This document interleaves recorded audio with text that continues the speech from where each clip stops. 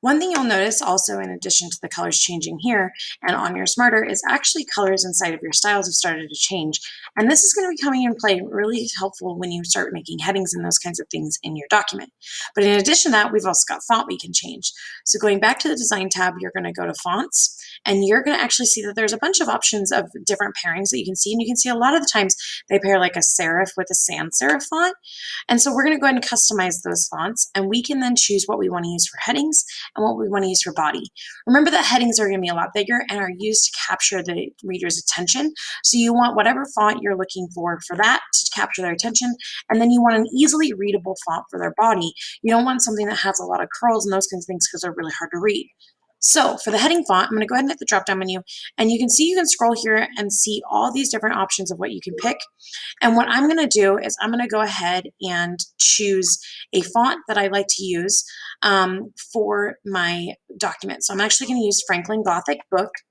And actually, I'm going to go back down and I'm actually use Demi instead of Book to make it a little bit bolder by default. And then for the body font, I'm going to go ahead and go through all the way down near the bottom. And I'm going to go ahead and choose, let me see here, it's in the T's. I'm going to choose TWCENMT. If you don't have this one, you can choose like Trebuchet, but I'm going to choose that one and pair those together.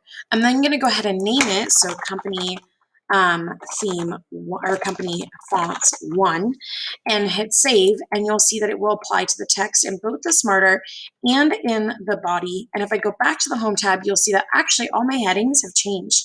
So I'm using TWCNMT for my body, and then if I go over my headings and I go to the drop down menu, I can see that Franklin Gothic Demi is actually being used for my headings.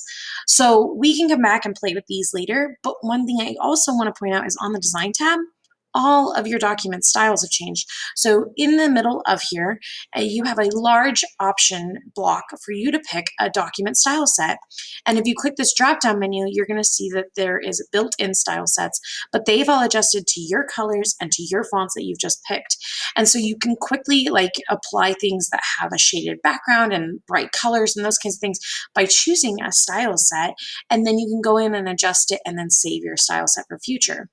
So you may be wondering, well, why would I do all this? Well, let's think about it. If you were a company and you wanted to make sure that you were making sure that all your employees were using the right colors and the right fonts so that you look consistent across the board, you've now just made a template document that has both the colors and the fonts already set. And then later on, you can even stylize with styles and other things that will keep everyone consistent across the board.